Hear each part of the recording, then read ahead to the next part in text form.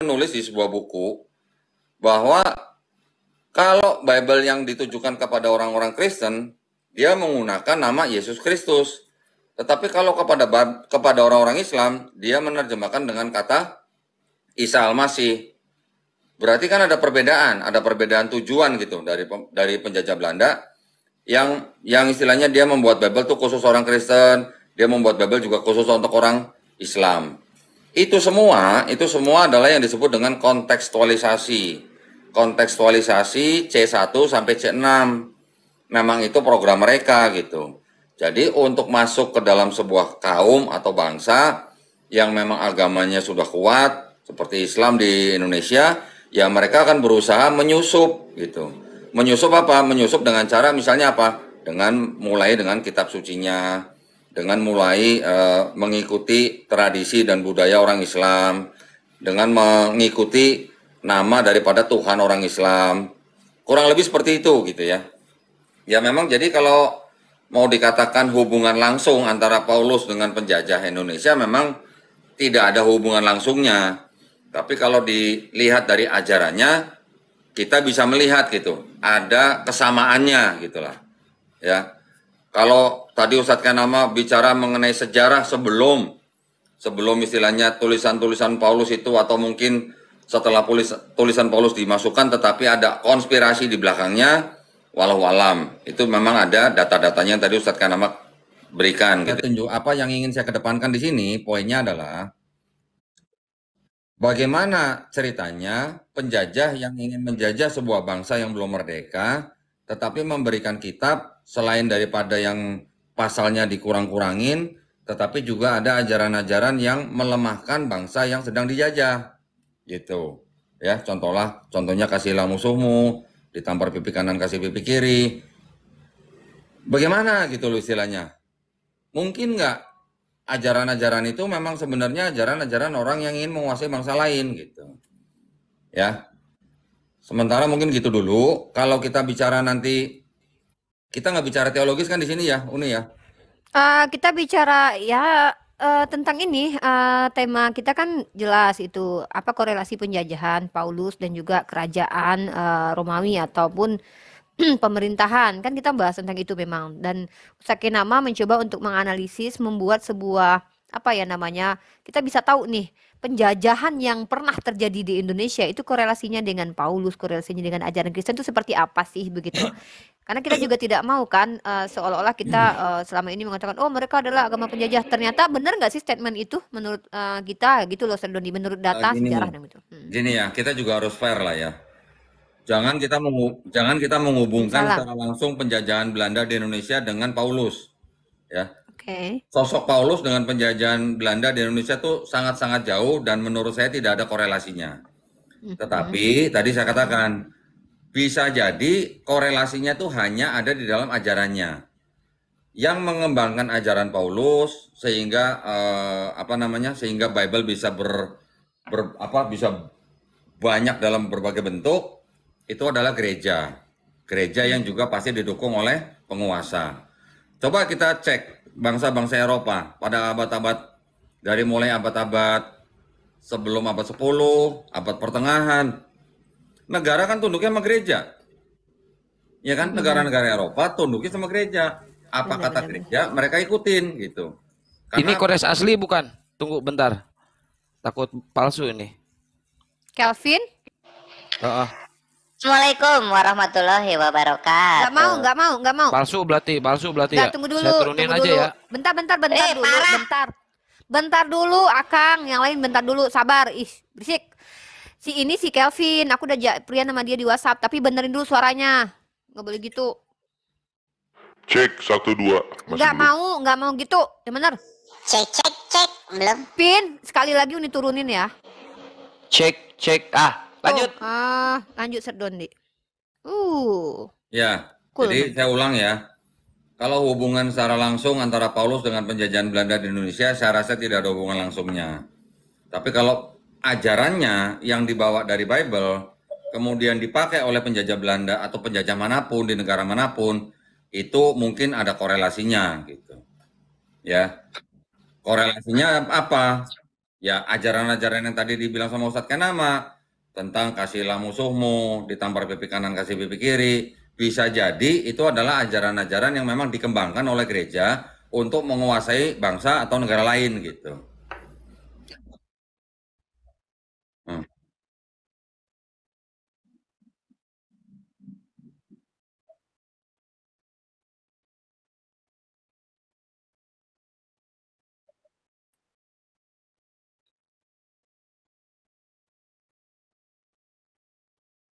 Sorry, sebentar, saya potong sebentar, sorry. Kalau tadi Julius bilang negara-negara Eropa mulai mencari negara-negara lain untuk dikuasain, itu setelah mereka merasa Islam sudah berkembang setelah mereka kalah di dalam perang salib. Nah, setelah perang salib, ya, nah, ya, setelah perang salib, kan berarti kan kira-kira jarak 200 tahun bangsa Eropa baru istilahnya apa ya, membelah bumi menjadi dua gitu, ya, yang barat untuk Spanyol, yang timur untuk Portugal. Nah, ya, ya betul. Setelah yang timur sudah mulai dijelajah oleh Portugal, yang Spanyol kecewa gitu karena yang di barat tidak terlalu bisa diharapkan gitu. Ternyata yang di timur lebih menjanjikan. Yang Spanyol ikut-ikutan sampai ke Filipina gitu. Nah, jadi memang boleh dikatakan bahwa setelah terjadinya pembelahan bumi menjadi dua itu untuk Portugal dan Spanyol, mereka memang mencari daerah-daerah untuk dikuasai, tetapi juga dengan dasar apa? Untuk menyebarkan gospel. Makanya disebut 3G gitu. Ya. Ustadz Master.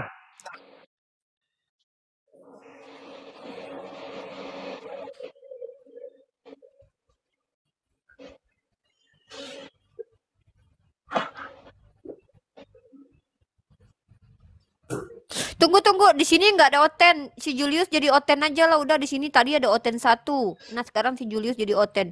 Teman-teman hati-hati ya. Julius ini takutnya dia Oten menyamar. Ya, jadi sebelum kita ke Pak Dondi lagi nih, Bang Zuma monitor nggak nih, Bang Zuma? Bang Zuma jangan tidur. Iya. Suara saya kedengaran. Iya, Dek. Abang jangan tidur. Bang Zuma naikin dong, gedein dong. Iya. Ada. Iya, Dek. Enggak, Bang Zuma. Monitor. Lanjut. Nah, ya, Monitor. ini tema kesukaan Bang Zuma ini guys. Mungkin Sedondi lanjut lagi Sedondi. Apa tuh yang tadi mau dibongkar Sedondi? Sedondi jangan pura-pura tutup cam padahal mau nge-vape. Udah buka aja. Lu tahu aja sih. Taulah. Karena aku tahu guru-guru aku sukanya. Aku tahu sukanya Bang Zuma apa? Rendang aku. Ya, jadi apalagi yang mau dibicarain kalau masalah hubungan atau korelasi Paulus dengan penjajahan? Ya paling ya itu ajaran-ajarannya aja. Paling kalau mau nanti saya kasih ayat-ayatnya nih yang mengatakan bahwa pemerintahan itu ciptaan Allah, orang-orang Yahudi juga harus mengikuti pemerintah. Tadi udah dibahas sama Seke tadi. Udah pernah? Oh ya udah. Tadi Roma 14 Ini dong, kalau nggak salah ya. dalil yang dikeluarkan oleh pemimpin-pemimpin Kristen ketika merestui kolonialisme. Ada nggak? Tadi saya barusan ngomong sama si Julius tuh. Itu negara-negara Eropa setelah perang salib, kira-kira 200 tahun lah setelah perang salib, mereka akhirnya jadi mempunyai misi untuk menguasai wilayah-wilayah lain di dunia gitu. Karena tadi Julius kan bilang tadi karena Ottoman sudah berkuasa, mereka yang ganti mencari wilayah-wilayah lain untuk salah satu misinya adalah menyebarkan gospel. Nah, ini kan perjanjian Tordesillas itu ada kaitannya sama gospel. Maksudnya perjanjian Tordesillas kan sama si itu siapa namanya? Si Paus Alexander, bukan Paus Alexander deng. Siapa namanya tuh? Paus juga kan yang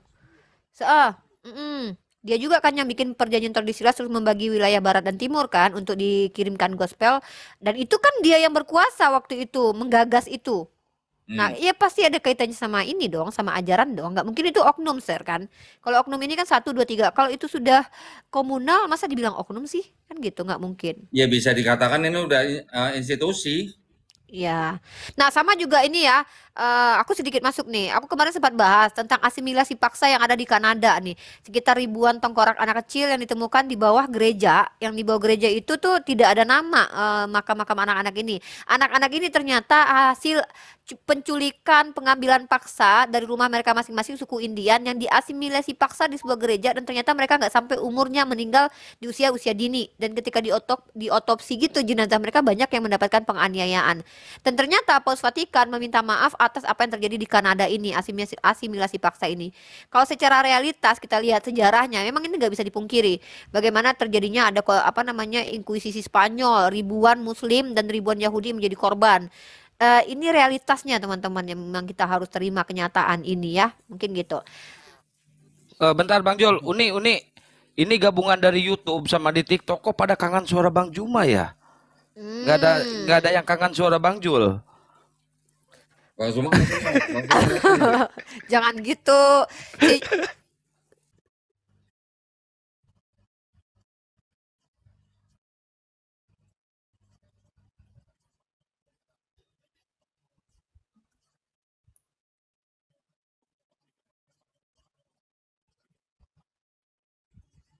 Mm-mm.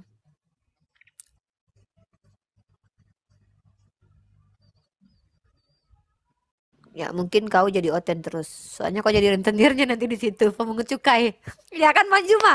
Nih Bang Zuma nih ya udah nggak sabar nih. Tapi Bang Zuma nggak bisa open cam, nggak asik sebenarnya. Tapi ya udahlah nggak apa-apa lah karena Bang aku takut juga nanti dimarahin. Bang Zuma silakan Bang Zuma. Speak up.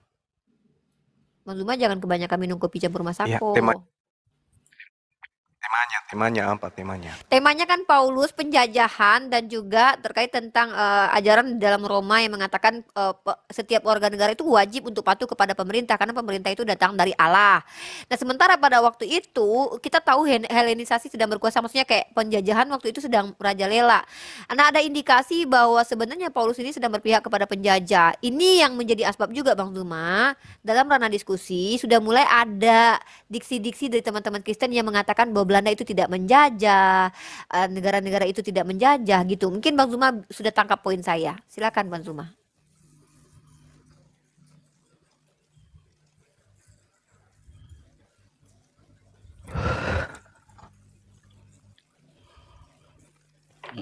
Ya, silakan Bang. Yang pengen Gurunda Juma on cam ketik angka 1 ya teman-teman.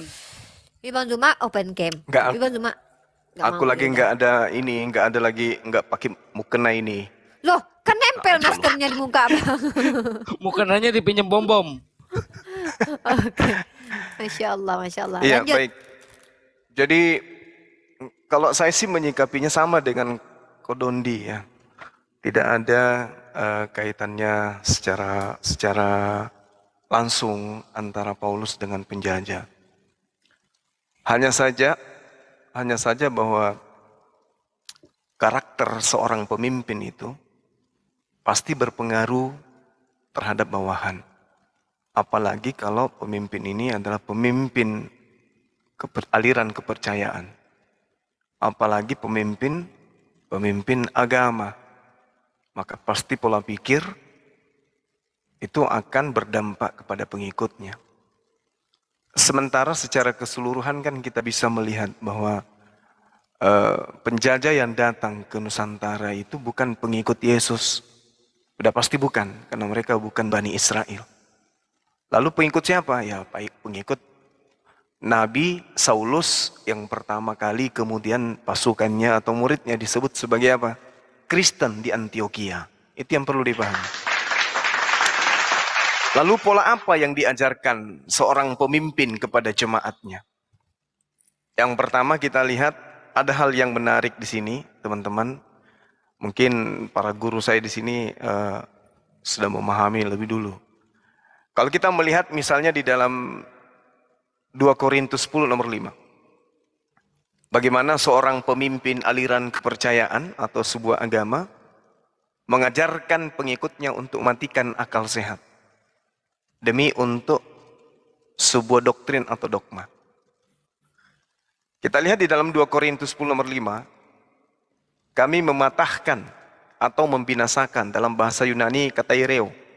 Artinya suatu keadaan di mana dari ajaran ini kemudian melahirkan sebuah kondisi bahwa misinya adalah mematahkan, membinasakan setiap pikiran, logismos dalam bahasa Yunani, ya, orang-orang, dan merubuhkan setiap kubu atau ketinggian, ya, dalam bahasa Yunaninya itu adalah hepsoma.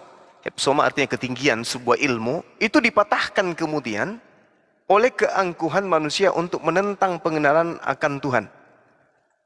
Kami menawan, artinya kami menjerat, atau artinya kami memenjarakan, kemudian mengebiri segala pikiran dan kemudian menaklukkannya kepada Kristus. Nah, kalau kita melihat di sini, teman-teman sekalian, di 2 Korintus 10 nomor 5, kalau kita melakukan pendekatan bahasa Yunani, maka itu sudah terlalu jauh melenceng daripada tujuan dari konteks satu data ini.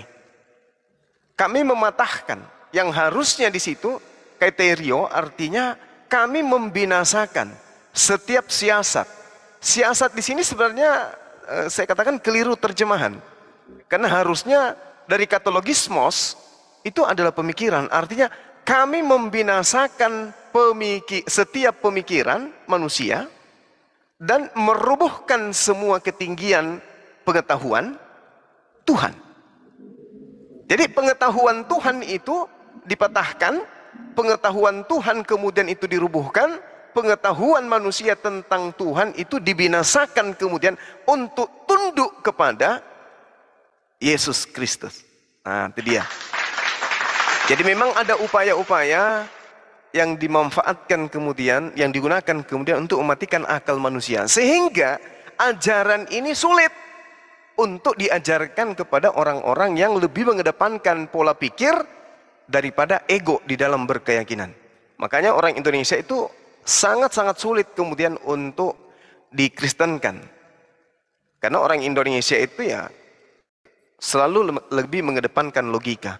Sedangkan menurut pesan dari 2 Korintus 10 nomor 5 ini, demi untuk beriman kepada Yesus, maka pengetahuan ya itu dikebiri, ditawan kemudian demi untuk menaklukkan semua manusia tunduk kepada Yesus Kristus. Itu yang pertama. Kemudian kalau kita melihat pola yang dianut ya ajaran saudara-saudara kita, misalnya dalam 2 Korintus 12 nomor 16, aku sendiri tidak merupakan satu beban bagimu, tetapi kamu katakan dalam kelicikanku aku telah mencerat kamu dengan tipu daya. Sebenarnya data-data seperti ini tuh terlalu banyak gitu di dalam kitabnya teman kita Kristen. Terlalu banyak data-data seperti itu. Kemudian Paulus juga menggaungkan dirinya bagaimana kemudian beliau itu melakukan tindakan-tindakan sebelum diajarkan bahwa beliau sudah bertobat. Banyak data di dalam kitab teman Kristen bahwa beliau sebelum menjadi rasul, sebelum menjadi Paulus, tindakan yang lebih dulu diperkenalkan Bible akan Paulus, akan Saulus adalah tindakan yang sangat-sangat kejam terhadap jemaatnya Yesus. Nah, inilah yang mungkin menjadi nilai utama bagi penjajah kemudian untuk ya entah itu latar belakangnya untuk menjajah atau memang tujuannya karena ingin mengambil rempah-rempah, tapi yang pada intinya kemudian adalah mereka mengajarkan agama Kristen Katolik kepada pribumi dengan menggandeng unsur politik dan ekonomi. Nah, sebenarnya bukan di sini permasalahannya. Kalau saya sebagai apologet, bukan di situ permasalahannya. Yang menjadi permasalahan adalah mengapa ada pribumi yang dengan rela, yang dengan ikhlas mengikuti agama penjajah. Itu loh yang jadi permasalahan. Katanya ajaran kasih, tapi pondasi awalnya, agamanya masuk ke Nusantara ini dengan landasan pijakan pembunuhan, perampokan, perampasan, dan seterusnya. Itu yang menjadi permasalahan.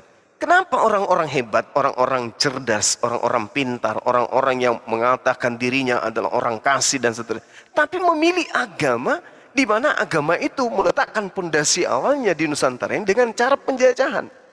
Kenapa mengikuti agama penjajah gitu loh? Itu loh yang selalu menjadi pertanyaan kepada teman-teman Kristen. Ajaran kasih katanya. Tapi kenapa memilih agama penjajah? Nah itu dia. Ini sampai hari ini saya selalu bertanya-tanya. Menggaungkan ajaran kasih.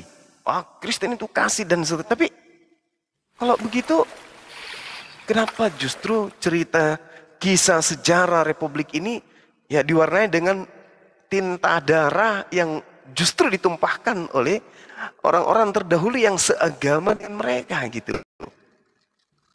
Nah, saya rindu ingin bertemu dengan saudara-saudara Kristen yang bisa menjawab pertanyaan saya, kenapa orang-orang ini memilih agama penjajah gitu loh. Kan udah diajarkan bahwasanya Nusantara sebelum merdeka itu dijajah oleh sekelompok manusia yang nama Tuhannya adalah Yesus, nama ibadahnya adalah gereja, hari ibadahnya hari Minggu. Mereka melakukan pembunuhan di mana-mana, korban 40.000 jiwa terkubur di mana-mana, hampir di setiap provinsi ada.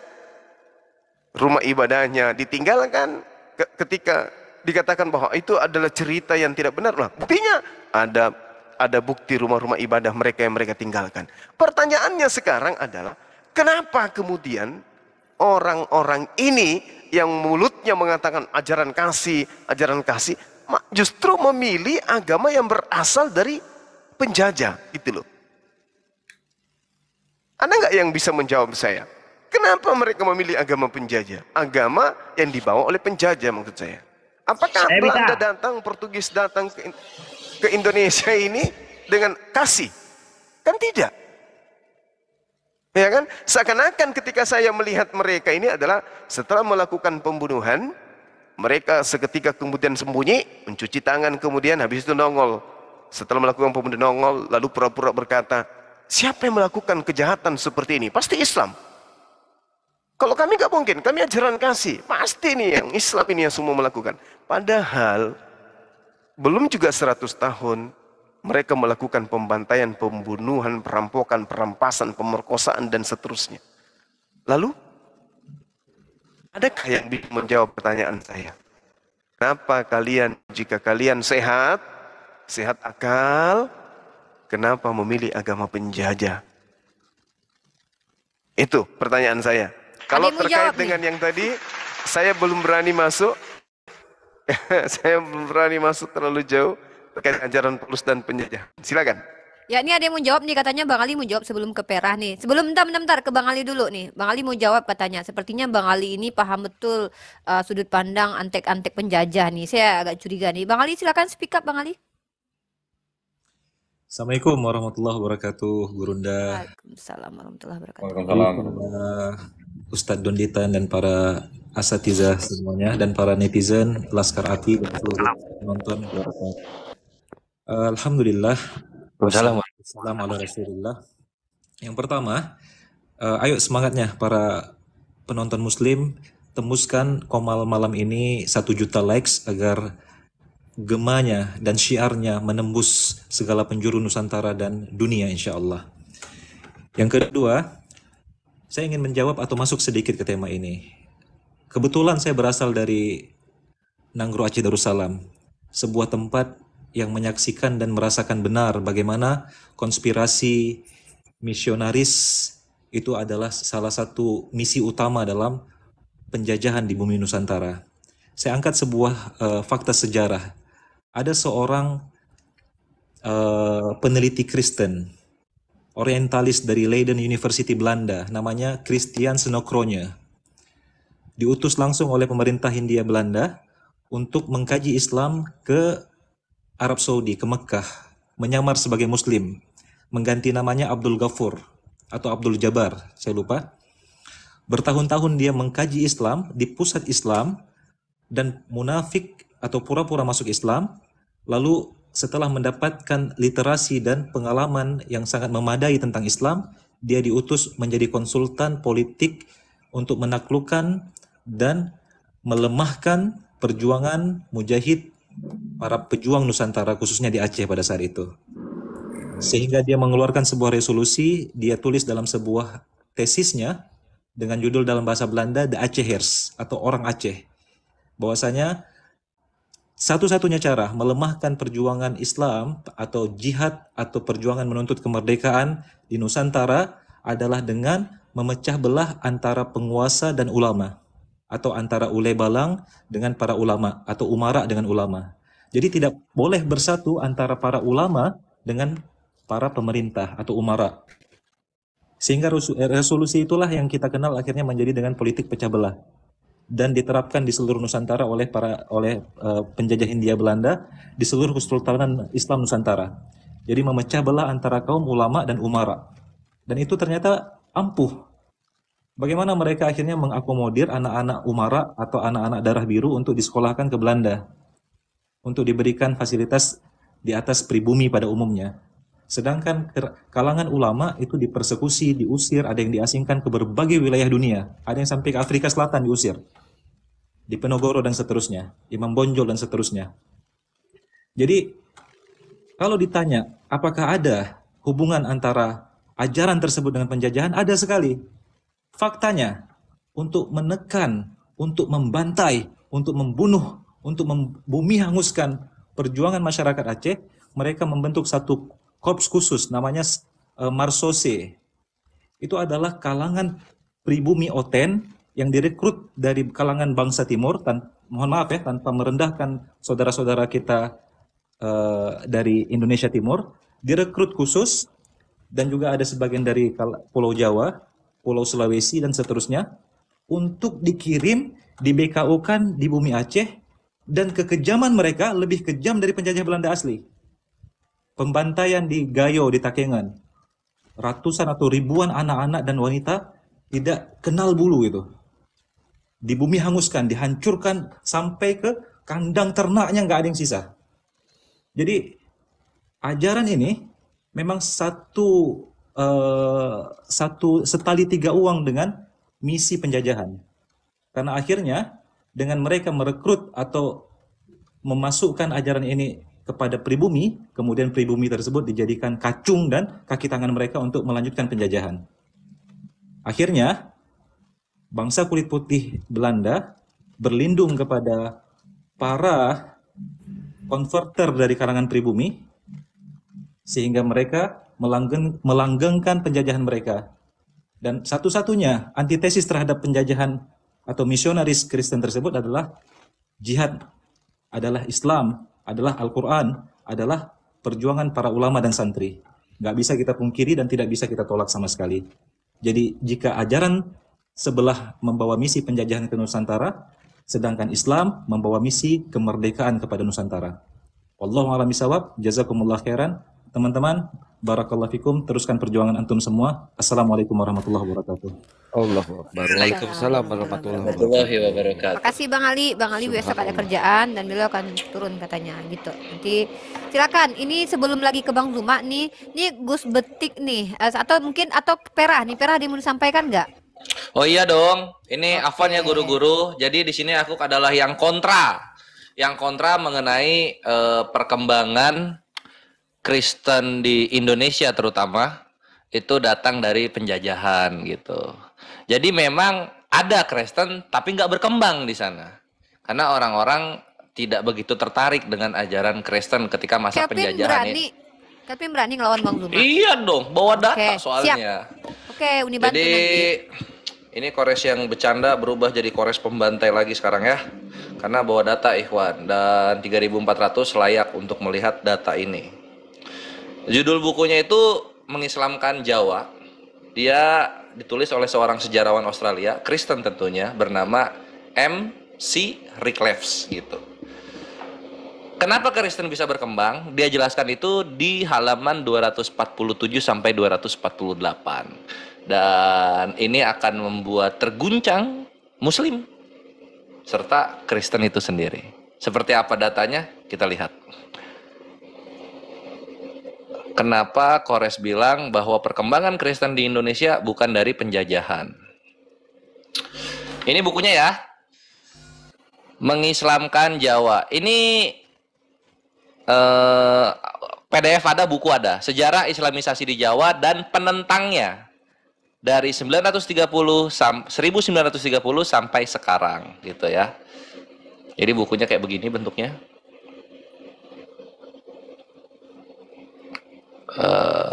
Dan ini penulisnya ya, MC Rick Leves. Kita langsung aja, buku ini ada sekitar 400-an halaman, 800. Kita ke halaman 247-nya dan kita akan baca dengan seksama dan kita bawa tidur. Kita bawa tidur ini data ya. Mana dia 247? Di 247. Di sini. Jadi ini bukan dari Muslim sendiri ya. Kita lihat bagaimana seorang sejarawan yang lokusnya itu adalah tentang sejarah Indonesia menjelaskan mengenai bagaimana agamanya si sejarawan ini bisa masuk dan berkembang di Indonesia. Baca di sini ya. Peningkatan di dalam jumlah konversi masyarakat Jawa Abangan kepada kekristenan tampaknya telah bermula sejak 1964 di beberapa wilayah. Tetapi pertumbuhan yang masif baru terjadi pada 1965. Ini titik awal pertumbuhan masif terjadi untuk kekristenan. Sebuah kajian penting dilaksanakan kurang lebih pada waktu ini oleh seorang misionaris gereja Baptis bernama Avery Willis Junior. Ini perhatikan Ikhwan. Nanti kita akan klik, oh ternyata Ustadz ini ngomong begini itu dari buku ini. Kita lihat ya. Avery Willis Junior ini dia membuat judul yang terdengar provokatif bagi kaum muslim. Judulnya itu Indonesian Revival. Why 2 million came to Christ? Kebangkitan Indonesia. Mengapa 2 juta jiwa berpaling kepada Kristus? Klik nggak? Langsung tahu nggak? Langsung ngerti nggak? Langsung inget nggak Ustadz mana yang pernah ngomong Indonesia sudah dimurtadkan 2 juta? Tahu nggak Ustadznya? Ingat tapi aku lupa namanya. Iya, itu Ustadz baca buku orang Kristen. Bukan pakai data. Dia baca buku orang Kristen judulnya terus dia bawakan di dakwah. Nah, ini yang dia bawakan judul buku, Selamat Datang di Kebenaran ya. Jadi bukunya ini, jadi 2 juta itu hoax, yang benar, ini aku koot dikit. Yang benar dari tahun 2019 sampai 2022, Muslim bertambah 10 juta jiwa di Indonesia, sedangkan kekristenan itu berkurang 74 ribuan jiwa. Selamat datang di kebenaran. Itu lanjut ya. Nah, terus di sini, nah ini yang ngarang buku ada Muslim 2 juta itu pindah ke Kristen. Dia bekerja sebagai seorang misionaris di Bogor dan juga Jember dari 1964 sebelum kemudian berpindah ke Seminari Teologi Baptis di Semarang pada 1970. Penelitian ini tidak seotoritatif seperti kesan pertama yang ditimbulkan. Jadi penelitiannya itu penelitian independen yang tidak otoritatif. Artinya apa? Yang tidak bisa dipercaya dan valid. Gitu. Di dalam buku ini beberapa kali disiratkan bahwa argumen pengarang didasarkan pada wawancara terhadap 500 orang yang baru berpindah agama kepada Kristen. Nah, gitu dibilang ya. Tapi dalam kenyataannya dari antara 515 orang yang diwawancarai hanya 270 yang merupakan orang yang berpindah agama. Artinya yang diwawancara mengenai 2 juta orang Kristen dari Islam itu orang Kristen sendiri yang diwawancara, bukan murtadin. Thank you MC Request datanya, selamat datang di kebenaran. Kita lanjut lagi. Ini terus yang diwawancara itu sisanya adalah pemimpin-pemimpin dari 5 denominasi Protestan di Jawa serta orang Kristen senior, yaitu mereka yang dianggap tahu banyak mengenai perpindahan kepada agama Kristen. Nah, terus di sini dikatakan lagi, wawancara dilaksanakan oleh mahasiswa Seminari Baptis atau oleh Willis sendiri, yang dapat kita asumsikan akan memberi dampak tertentu atas respons yang diterima. Jadi memang omongan yang tidak bersumber itu memang dipancing untuk membuat provokasi kepada umat muslim saat itu. Meskipun demikian, beragam pola yang berhasil disingkapkan oleh kajian Willis ini konsisten dengan bukti-bukti lain yang ada. Konsisten buktinya apa? Nah, di sini nih. Jadi, ketika dia ngomong 2 juta orang Islam itu pindah, dan itu datanya tidak reliable, tapi ada satu fakta yang menarik yang akan diungkapkan, dan ini dibawakan oleh MC Reckless. Apa itu? Di sini. Willis menemukan bahwa orang yang beralih keyakinan tersebut secara konsisten berasal dari komunitas abangan yang pada waktu sebelumnya mendukung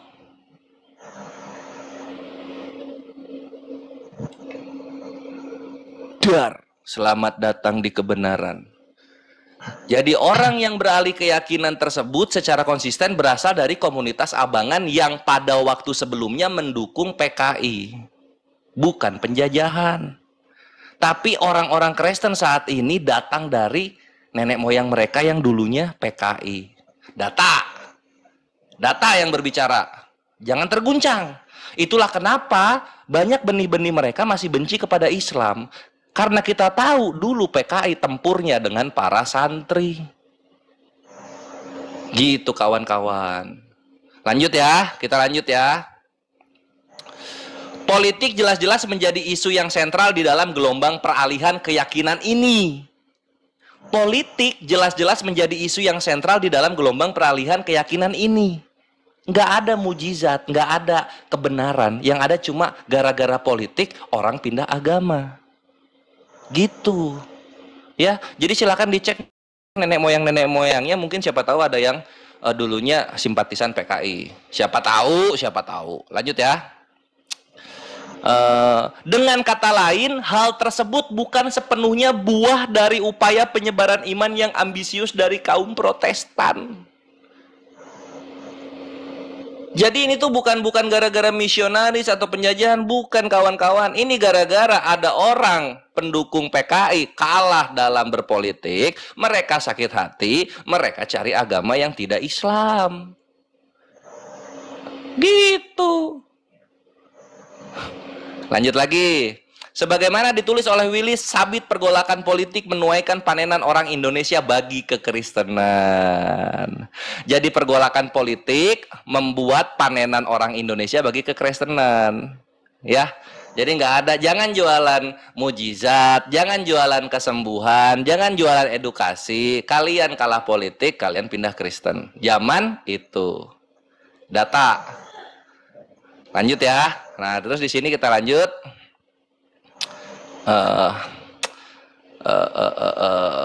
Respondennya menyebut peraturan pemerintah yang ditetapkan pada 1966 bahwa seluruh rakyat Indonesia harus memilih untuk memeluk salah satu dari 5 agama yang diakui secara resmi oleh negara sebagai salah satu alasan utama untuk beralih keyakinan. Sebagai abangan, mereka sering mendapati diri mereka dituduh sebagai kaum yang tidak memiliki agama dan karenanya beresiko dilabeli sebagai komunis.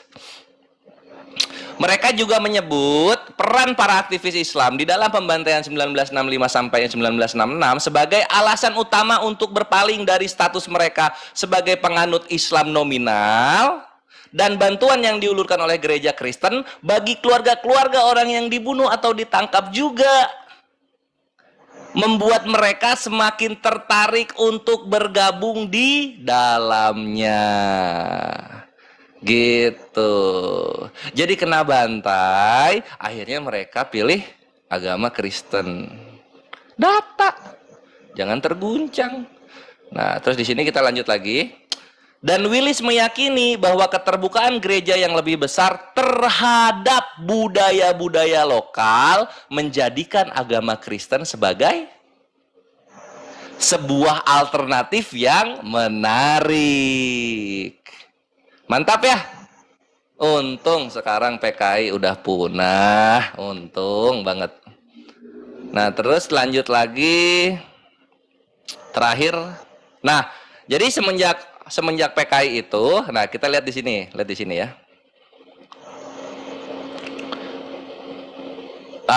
Jadi dari 60.000 jiwa pada 1945 menjadi 90.000 pada 1955 dan 95.000 pada 1960. Tingkat pertumbuhan yang sedikit lebih tinggi daripada pertumbuhan penduduk secara umum. Nah, di sini lihat Ikhwan dari berapa nih? dari 95.000 ya, 95.000. Terus di sini. Namun demikian pada 1965 jumlah tersebut meledak menjadi sekitar 200.000 jemaat. Willis menceritakan tantangan yang dihadapi berbagai gereja Kristen karena jumlah besar dari orang yang beralih pada kekristenan yang tak terduga-duga ini. Jadi bukan karena konsep penjajahan, konsep kristenisasi atau konsep apa. Ini orang-orang gereja lagi santai di rumah ibadahnya, tiba-tiba gerubuk datang, saya ingin masuk Kristen gitu. Kenapa masuk Kristen? Karena saya tidak suka dengan Islam di Indonesia. Kok bisa begitu? Iya, karena saya abangan. Gitu dia. Data. Jadi ini, Afwan, guru-guruku, perkembangan kekristenan di Indonesia menurut sejarawan MC Rickleff yang mengutip dari misionaris Avery Willis Jr. itu karena gejolak politik pada masa-masa PKI di tahun 1665 sampai 1666. Jadi orang-orang Kristen yang sekarang berkembangnya pesat itu titik mulanya adalah perpindahan Islam abangan ke dalam agama Kristen. Sekian, terima kasih. Ya, siapa yang membantah Kores nih, Bang Luma, Pak Dondi atau Gus Betik ini? Saya sebentar. Oke, Pak Dondi membantah Kores nih. Wah, nggak bisa ini. Oke, tadi yang disampaikan sama Kores itu banyak yang benar. Tapi saya mau koreksi sedikit. Tadi Kores ngomongnya mungkin salah ngomong. Kristen dari 2019 sampai 2022 itu bukan naik 700.000, bukan berkurang 700.000. Tadi Kores ngomongnya kan berkurang 700.000 ya? Ini 74.000. Dari 2019 sampai tahun berapa? 2022. Salah. Kalau jumlah penduduknya, jumlah pemeluk Kristen di Indonesianya, Protestan dan Katolik itu bertambah kira-kira 700.000. Tetapi secara prosentasenya turun sekitar minus 0,22%. Ya, ini saya punya datanya nih, yang saya ambil dari apa? Dari ini sebentar, saya balikin dulu. Mantap. Ini kita kolaborasi data di sini. Nanti data Start Master kita bandingkan dengan data Akuk ya. Lanjut Start. Ini saya ambil dari waktu itu ada yang ngasih saya nih sumber datanya dari satudata.kemenak.go.id ya. Memang datanya ini saya olah dan saya bikin jadi rekap begini gitu. Ini jumlah penduduk Indonesia menurut agama. Dari 1, 2, 3, 4, 5, 6, 7 yang dianggap sebagai agama ya. Ini termasuk dari keyakinan nih. 2019, kalau tadi Kores bilang umat Islam bertambah 10 juta, betul. Karena dari 231 juta, 2022 menjadi 241 juta. Dari 86,7% naik menjadi 87,02%. Jadi ada kenaikan 0,33%. Tapi di sini Protestan dan Katolik yang tadinya masing-masing 20,2 juta dan 8,3 juta, yang totalnya itu adalah kira-kira 10,7%. Di 2022 yang Protestan naik jadi 20,6 juta, yang Katolik naik menjadi 8,5 juta. Jadi jumlah penduduknya naik, jumlah pemeluknya naik 700 ribuan. Tetapi persentasenya turun. Yang Protestan turun 0,16%, yang Katolik turun 0,06%, total 0,22%. Jadi bukan turun 700.000, tapi naik, penduduknya tetap naik gitu. Karena kan ya tingkat kelahiran kan pasti ada. Cuman persentasenya yang turun. Nah itu yang saya koreksi dari Kores. Terus kalau mengenai yang Kores tadi bacakan dari buku itu memang juga ada betulnya. Bahwa kenaikan umat Kristen memang terjadi lonjakan setelah yang tadi ya, yang ada organisasi terlarang itu mulai ditutup. Itu kan memang banyak anggota-anggota atau simpatisannya yang akhirnya memilih untuk masuk Kristen. Tadi yang Kores katakan betul. Maka itu kita bisa melihat dari tahun 1945 ketika Indonesia merdeka, memang umat Islam pada waktu itu masih sangat mendominasi, yaitu sekitar 95%. Pada waktu G30 SPKI, umat Islam sudah turun, hanya tinggal kira-kira 90%. Saya lupa antara 90 atau 91 lah. Nah, pada saat sekarang ini, bahkan mungkin 10 tahun yang lalu, umat Islam sudah tinggal sekitar 86 atau 87%. Tapi kalau kita lihat data tadi yang dari 2019 sampai 2022, ternyata umat Islam tetap bertambah gitu ya. Oke, mau bilang tingkat kelahiran atau apapun itu memang ada pengaruhnya. Tetapi kalau menurut pewresearch.org, tingkat kelahiran Kristen di Indonesia tuh malah lebih tinggi daripada tingkat kelahiran orang Islam. Tingkatnya ya, Kristen 2,6, Islam malah cuma 2,0. Tapi kalau seluruh dunia memang Islam yang paling besar. Nah, terus saya juga mau menanggapi lagi gini. Memang betul bahwa gejolak itu memang timbul kira-kira di tahun 1960-an. Tadi kalau disebutkan 64 sampai 66 betul, karena ada proses itu. Tetapi itu kan proses itu kan hanya terjadi di satu wilayah aja. Anggaplah kita sebagai di Jawa aja gitulah. Tetapi kita juga tidak boleh lupa bahwa di Indonesia bagian timur itu juga karena penjajahan. Ya, karena memang penjajah kan dari awal memang Portugal pertama kali turun juga di Indonesia bagian timur. Belanda kalau nggak salah juga memang menggantikan Portugal di sana juga menyebarkan Protestan. Begitu juga di Sumatera, gitu. Di Sumatera Utara maksud saya. Yang jelas proses pertumbuhan Kristen di Indonesia karena penjajahan itu tetap ada. Cuman mungkin angkanya memang pertumbuhannya masih sangat kecil gitulah.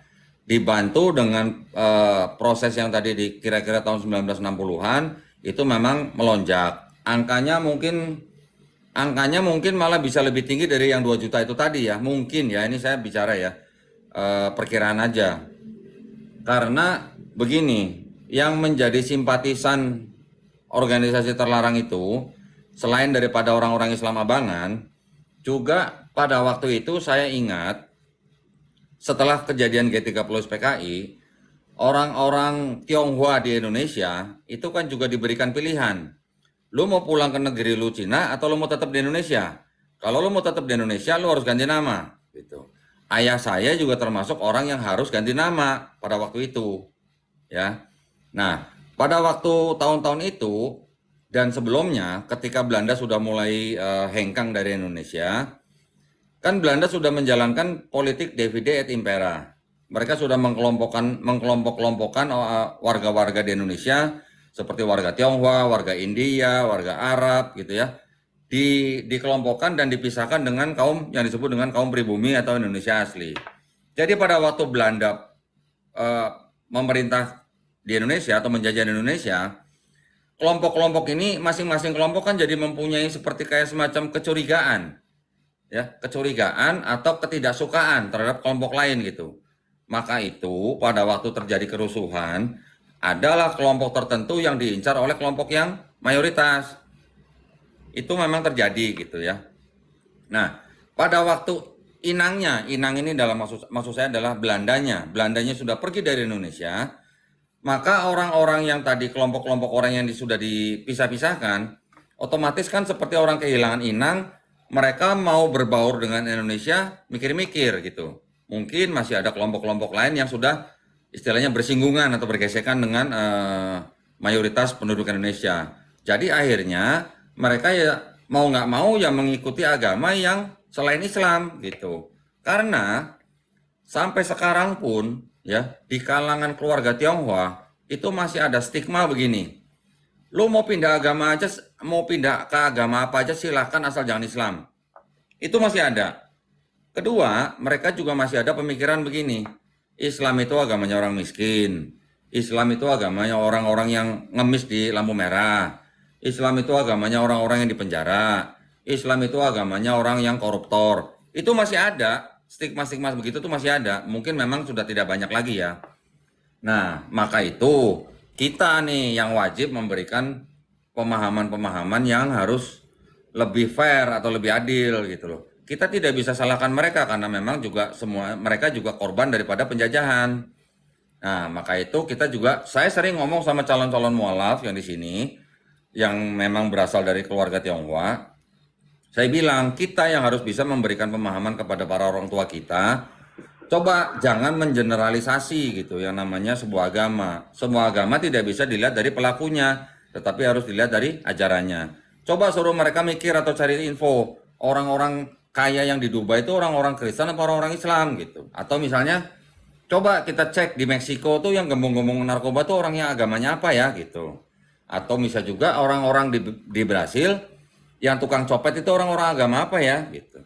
Atau bisa juga orang-orang yang ngemis di lampu merah di Filipina, di Manila itu kebanyakan orang-orang agama apa ya gitu.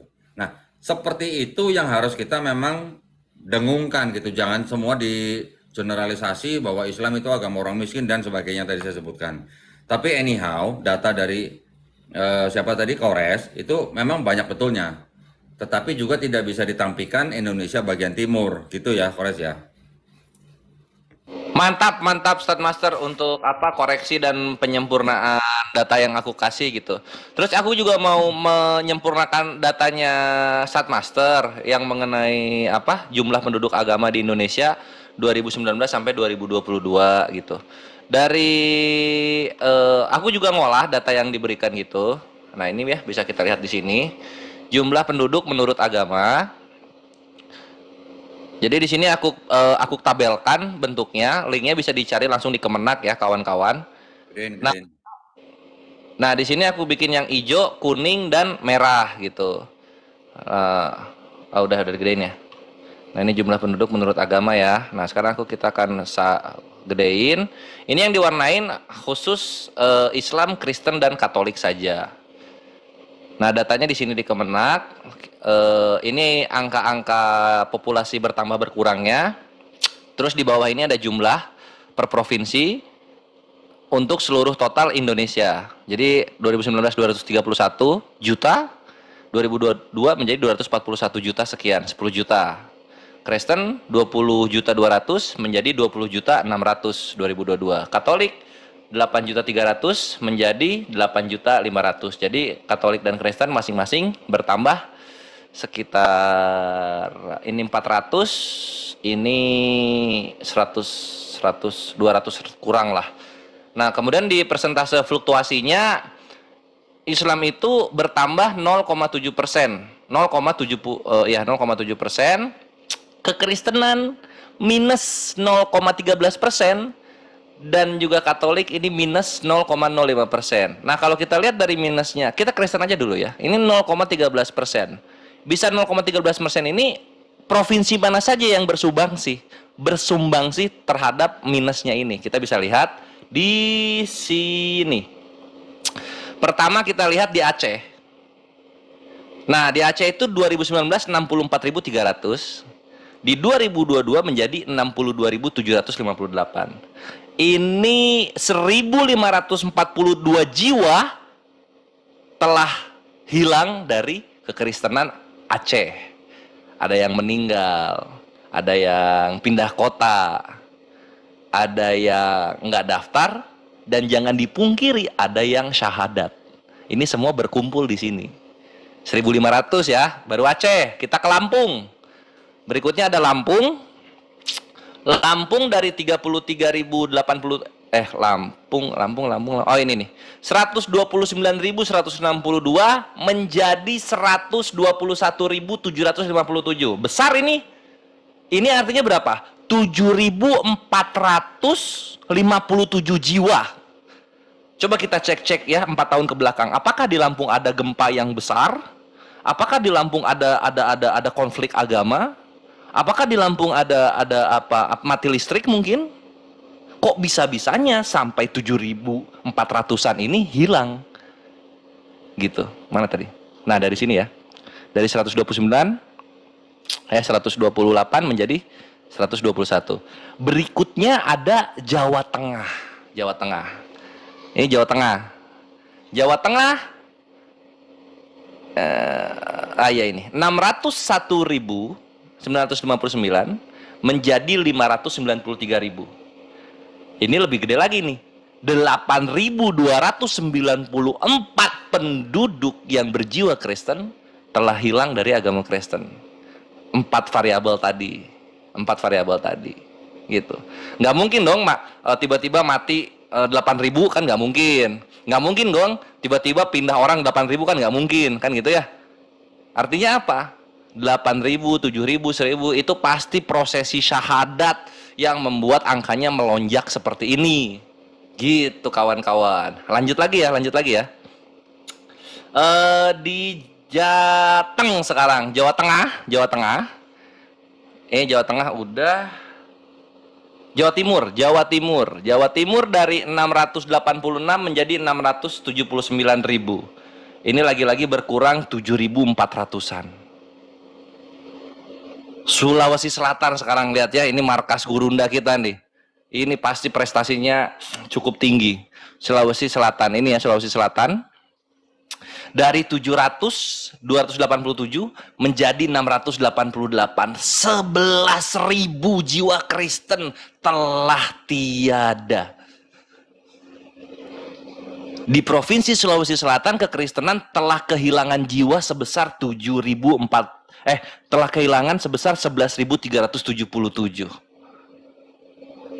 Jadi gimana nih? Katanya mau ada gelombang murtad gitu. Kok malah 7.000, 8.000, 11.000. Kok bisa begitu kawan-kawan Kristen? Coba aku bertanya lagi terutama untuk para apologetnya. Kok bisa begitu ya? Lanjut ya. Berikutnya ada Sulteng juga, Sulawesi Tengah. Ini Sulawesi Tenggara ya kalau nggak salah. Ini kita patut apresiasi. 44.900 berkurangnya hanya sekitar 60 jiwa saja. Jadi sekarang 44.840. Yang terakhir, jangan panik. Ini markasnya Gurunda kalah ini. Sulawesi Barat dari 231.072 jiwa menjadi 192.284. 3.878 kekristenan di Sulawesi Barat telah kehilangan jiwa sebanyak 38.788 jiwa. Jadi dari situ Start Master data Akuk untuk mendapatkan angka minusnya ini dari mana gitu, provinsi mana saja. Udah yang direkap belum, Bin? Udah direkap belum? Udah Akuk rekap ini. Mana? Yang hasil rekap lu mana? Rekap yang mana? Maksudnya totalnya per agama dibandingkan per tahun gitu. Oh iya ini. Nih 2019 20.248.286, 2020-nya 20.400 sekian, 2021 20.405 sekian, 2002-nya 20.649 sekian gitu. Nah, jadi naik apa turun kalau dibandingkan 2019 yang 2022? Naik, ini 400 jiwa naik. Nah, sumbangsi dari provinsi yang lain. Ya, yang Protestan naik 400 jiwa, 400.000 iya. jiwa ya. Kalau betul. Yang Katolik itu kan dari berapa? Dari 8,3 kan? Iya, 8,3 menjadi 8,5 kan? Betul. Nah, berarti jumlah penduduk agama Protestan dan Katolik, jumlah penduduknya tetap naik. Cuman persentasenya yang turun gitu ya. Iya, itu persentasenya kurang. Nah itu Ustadz Master, aku tuh nyari ininya provinsi mana saja yang bersumbangsi untuk minusnya ini gitu. Ya. Nah itulah, sip. Thank you. Sekian dulu data dari Kores. Lanjut lagi Unik. Itu dia. Sekarang kita ke mana dulu? Bang Zuma atau Gus Betik dulu nih? Atau Pak Doni ada yang mau disampaikan nih? Enggak cukup, silakan lanjut. Oke, Gus Betik. Halo Gus Betik. Ya. Halo. Ada yang mau disampaikan sebelum kita ke Bang Zuma? Silakan Gus Betik. Oke, bismillahirrahmanirrahim. Dari tadi yang kita bicarakan itu adalah data sejarah ya. Baik data kualitatif dan data kuantitatif seperti angka-angka itu dalam statistik ya, data sejarah. Yang perlu aku sampaikan adalah sejarah itu tergantung oleh siapa dan untuk apa dia ditulis. Sekali lagi aku sampaikan, sejarah itu tergantung oleh siapa ditulis dan untuk apa dia ditulis. Artinya, kalau kita membaca sejarah harus ada wait and see. Jangan karena sejarah itu sesuai dengan keinginan kita lalu kita terima tanpa cek. Jangan juga karena sejarah itu tidak seperti yang kita inginkan lalu kita tolak tanpa cek. Jadi harus ada cek dan dicek. Karena apa? Karena kita tidak hadir dalam ruang dan waktu itu. Sejauh apa? Buku sejarah itu kan ditulis oleh data. Sejauh apa datanya benar. Jadi sekali lagi harus tahu bahwa kita adalah bicara sejarah dan relativitasnya itu tinggi di sana. Bicara tentang angka-angka yang barusan dibicarakan itu tadi, ya nggak apa-apa kalau kita merasa perlu kuantitas, tapi tidakkah kita perlu berpikir kualitas? Bagaimana Israel itu dengan kuantitas yang kecil tapi dia menentukan karena kualitasnya unggul. Itu seharusnya yang kita diskusikan. Karena apa? Semua ini bukan serta-merta. Ya, karena kita selalu dibodoh-bodohi oleh terjemahan Depak ketika menerjemahkan umat wasaton. Coba kalian artikan apa umat wasaton itu? Mesti semua mengatakan umat pertengahan. Tidak.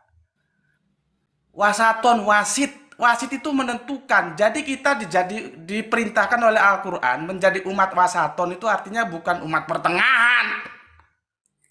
Tapi kita diperintahkan untuk menjadi umat yang menentukan. Bukan umat yang ditentukan. Tapi faktanya Islam di dunia sekarang ditentukan. Karena kita berbicara tidak pernah mengutamakan kualitas.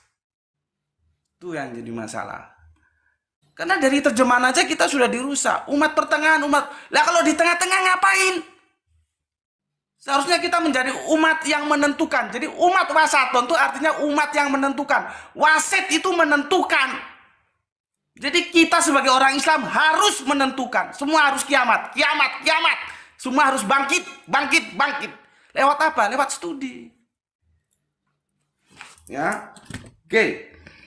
Berikutnya yang ditanyakan oleh Zuma, ya, mengapa orang-orang itu kok mau mengikuti agama penjajah, gitu ya? Pertanyaannya begini, apakah orang-orang Eropa itu, entah itu Spanyol, entah itu Portugis, entah itu Belanda, mereka apakah orang-orang yang merasa perlu dengan agama? Enggak. Mereka itu tidak perlu terhadap agama. Seperti yang aku bilang di awal-awal tadi. Di sini terjadi main mata antara politik dan agama. Khususnya politik penjajahan. Jadi kalau kita urai ya supaya lebih gampang untuk dipahami antara gospel, goal dan glory. Ya. Gospel itu bukan tujuan karena mereka mau agama aja terserah orang mereka nggak ngurus agama kok. Tapi kenapa ada gospel, glory, gold? Posisi gospel itu di mana? Maka gospel itu, agama itu sebatas instrumen untuk menjajah. Jadi agama itu digunakan oleh mereka sebagai instrumen untuk menjajah. Nah, orang yang terjajah otomatis mau menjadi Kristen. Alhamdulillah kita yang waras, kita tidak mau terjajah, maka kita tetap Islam. Kira-kira begitu. Terima kasih matur nuwun. Assalamualaikum warahmatullahi wabarakatuh. Waalaikumsalam warahmatullahi wabarakatuh. Terima kasih Gus Betik, dan silakan nih ke Bang Zuma nih. Bang Zuma nih kerja Bang. Assalamualaikum Bang Zuma. Monitor Bang Zuma. Oke, Masya Allah. Luar biasa. Gus. Ya. Kalimat terakhir. Bahwasanya hanya orang yang mau terjajah yang kemudian yang ikut kepada agama penjajah gitu ya. Cocok. Sedang kita yang umat Islam ini karena kita nggak mau dijajah, maka kita tetap memperjuangkan kalimat tauhid. Masya Allah, luar biasa. Ini satu materi yang sangat luar biasa ya, yang menjadi catatan penting bagi saya bahwa ungkapan dari Gus Betik ungkapan yang sangat luar biasa ya, yang menjawab pertanyaan saya kenapa kemudian mereka ingin mengikuti dan memilih agama penjajah. Jadi saya rasa materi kita untuk malam hari ini ya, daging semua kurasa luar biasa. Iya, hari Mulai ini luar dari biasa. Kodondi tadi menjelaskan juga Ustaz banyak Kenama. materi. Ustaz Tadi Kainama, Ustaz Kenama. kemudian Dinda Pera, semuanya seperti Masya Allah. Mungkin saatnya kita mengundang tamu kita dari Oten untuk mengusir rasa ngantuk. Iya, betul. Jadi Silakan. tadi aku udah siapin satu data. Tapi kita sapa dulu nih salah satu teman muslim kita nih Bang Yoga nih. Bang Yoga mungkin ada pertanyaan sebelum mungkin kita ini. Bang Yoga, assalamualaikum. Silakan Bang Yoga sebelum kita ke teman Kristen. Waalaikumsalam warahmatullahi wabarakatuh. Waalaikumsalam warahmatullahi. Terima kasih Uni udah dikasih kesempatan. Semua abang-abangku yang saya hormati. Saya cuman mau nambahin aja itu tentang jumlah Kristen yang bertambah itu kan kalau dari data yang ada itu hampir sekitar 10% umat Kristen di Indonesia itu sekitar 29 juta itu. Nah, ada peningkatan pemeluk Kristen di Indonesia itu yang menyumbang terbesar itu adalah dari etnis Tionghoa tuh. Itu menarik karena ternyata saya asumsi karena datanya juga saya nggak tapi ini ada kayak mobilisasi dari seperti tenaga kerja asing yang datang dari sebelah sana datang ke Indonesia dan itu menjadi dilabelin seperti itu. Menurut saya seperti itu. Jadi memang ada penambahan jumlah yang signifikan pelonjakan dari jumlah dari situ. Suaranya aja. Bang Yoga kecil, jadi kita di sini makin ngantuk nanti. Kita biar semangat malam ini nih. Ya, bermenggelora kayak Gus Betik tadi tuh. Itu gini Uni, jadi poinnya itu kenapa ada penambahan jumlah umat Kristen di Indonesia itu karena ada mobilisasi yang dimungkinkan datang dari pekerja-pekerja asing yang memang kebanyakan dari etnis Tionghoa. Begitu nih. Oke, siap. Terima kasih Bang Yoga tambahan datanya. Dan teman-teman ya, seperti yang saya sampaikan bahwa teman-teman itu berhak, teman-teman Kristen itu berhak untuk menjawab setiap literasi yang kita bawa karena Komal saya ini komal edukasi, di mana kami tidak egois ya, hanya kami yang berbicara karena ini bukan dalam ranah membahas bagaimana tafsir kitab kalian, tidak, tapi ini data by data sejarah juga. Nah, teman-teman Kristen kita undang di sini untuk hadir kalaupun kalian memang bisa untuk berdiskusi, dan kita sapa dulu di sini ada Pak Daeng Papua, nih muslim atau non muslim. Bang Yoga izin turunkan karena slot kosong akan saya isi dengan teman-teman Kristen. Terima kasih banyak sudah bergabung. Waalaikumsalam warahmatullahi wabarakatuh. Pak Daeng Papua, silakan perkenalkan diri Anda, muslim atau non muslim? Muslim Uni. Oke, monggo silakan. Ada yang mau disampaikan terkait tentang tema kita? Karena tadi saya lihat mau minta naik. Saya naikin yang non muslim ya teman-teman, please yang minta naik kalau bisa yang non muslim ya. Silakan Bang Daeng. Siap Uni, saya mau bertanya tapi mungkin kalau ini saya turun sudah Bun. Saya turun dulu sudah. Karena ini untuk orang Kristen jadi. Ya, tapi nggak apa-apa, kesempatan Anda boleh sekali karena Anda sudah masuk di sini, nggak apa-apa. Maksud saya prioritaskan teman-teman muslim untuk menyanggah Pak Dondi, menyanggah Bang Zuma, menyanggah Pera, menyanggah Pak Gus Betik, maksudnya. Tapi kalau Anda memang ada pertanyaan, mudah-mudahan ini jawabannya nanti bisa jadi edukasi, gitu. Siap. Silakan. Saya mau bertanya, kalau hukum di Islam, kalau suami istri beda agama bagaimana, Pak? Oke, ini tentang hukum Islam suami istri. Mungkin Bang Zuma, silakan Bang Zuma. Langsung to the point saja Bang Zuma. Bang Zuma. Bang Zuma. Ke zina itu. Karena beda akidah. Zina jadinya. Karena syarat sah suatu pernikahan itu adalah ya sama-sama Islam. Kalau dia beda keyakinan ya haram jadinya. Itu zina. Oke? Tapi saya izin, saya kemarin saya tanya sama Bang Al, katanya kalau yang laki-lakinya Muslim baru perempuannya Kristen, itu katanya bisa. Ajaran sesat itu, nggak boleh, jangan diikutin. Jadi tadi teman-teman mohon maaf ya, kita harus ini di sini ya. Tadi memang saya sempat pagi-pagi juga sempat ini ngobrol dengan Bang Al terkait Suruh tentang belajar sembelihan. lagi, Ya, terkait tentang hewan suruh sembelihan nih belajar. Bang Zuma. Ada salah satu teman Bang. kita juga. Begini Bang, Ah, j- kata Bang Al, yang penting yang laki-lakinya Muslim, perempuannya Kristen, tapi kalau nikahnya nikah Islam itu sah. Itu dari mana? Mazhab apa yang dia pakai? Sebenarnya dia masih membawa polemik ya, maksudnya ini masih Kristen polemik. itu bukan ahli kitab. Siapa bilang Kristen itu ahli kitab? Bahlul kitab mungkin, tapi kalau ahli kitab bukan. Kristen itu bukan ahli kitab. Oke Bang, saya cuma bertanya aja karena kan begini Bang, saya kan izin ya mau bertanya sama Bang Suma, bisa nggak? Iya, gimana? Begini, Silahkan. Bang. Kalaupun Bang Zuma mau menjawab silahkan ya, itu haknya Bang Zuma. Tetapi saya lebih prioritaskan teman non Muslim ya. After this kita akan ganti posisi ya antum dengan teman-teman non Muslim. Monggo. Karena begini Bang, saya punya orang tua kan orang Papua, orang tua perempuan itu Papua, tapi kalau orang tua laki-laki Makassar. Nah, kalau orang Makassar kan Muslim, orang Papua kan Kristen. Tapi sudah nikah. Nikahnya kan sudah dapat saya juga kan Bang.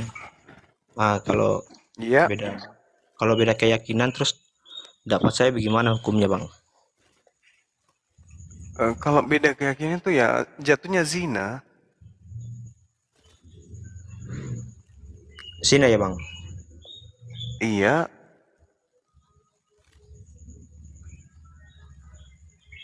Terus kalau bapaknya Islam, mamanya Kristen atau sebaliknya, zina jatuhnya. Nggak boleh.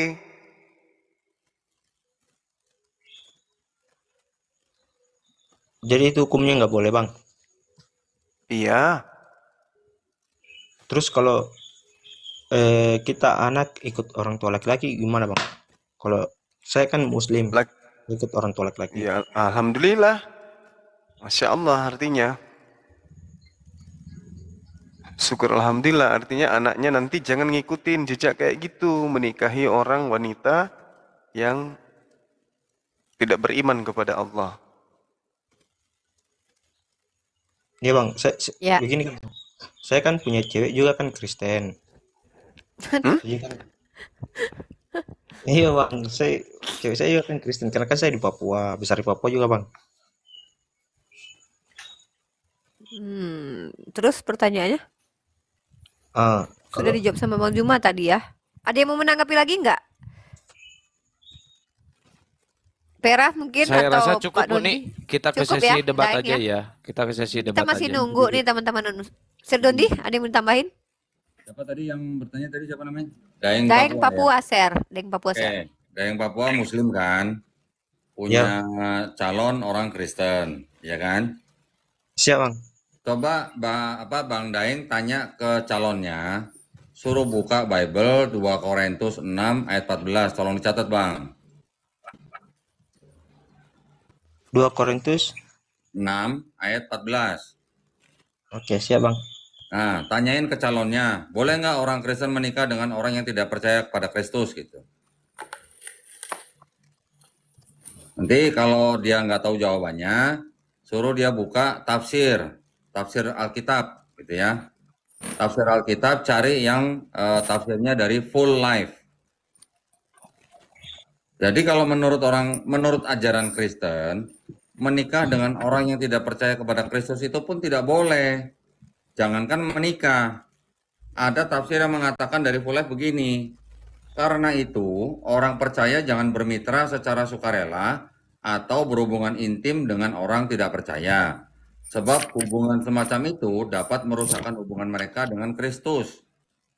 Ini meliputi kemitraan dalam dunia usaha, golongan rahasia, kencan, pernikahan, dan persahabatan karib. Hubungan orang Kristen dengan orang tidak percaya seharusnya sejauh yang diperlukan dalam kaitan dengan keberadaan sosial atau ekonomi, atau untuk menunjukkan jalan keselamatan kepada orang belum percaya, tuh Bang. Jangan menikah.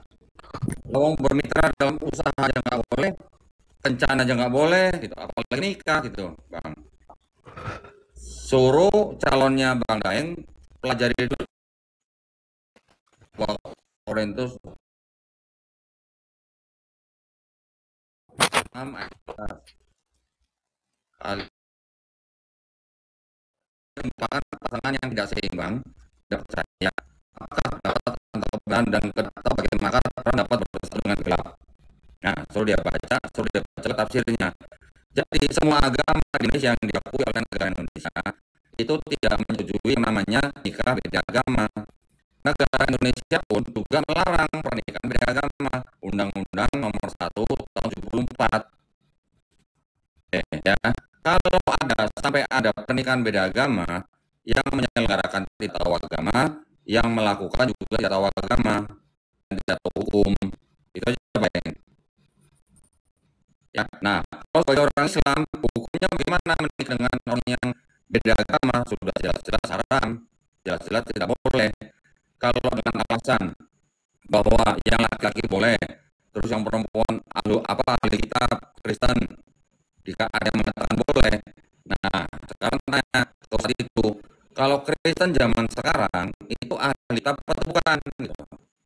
Karena syaratnya ahli kitab itu harus pertama dia harus punya nasab sampai ke bangsa Israel.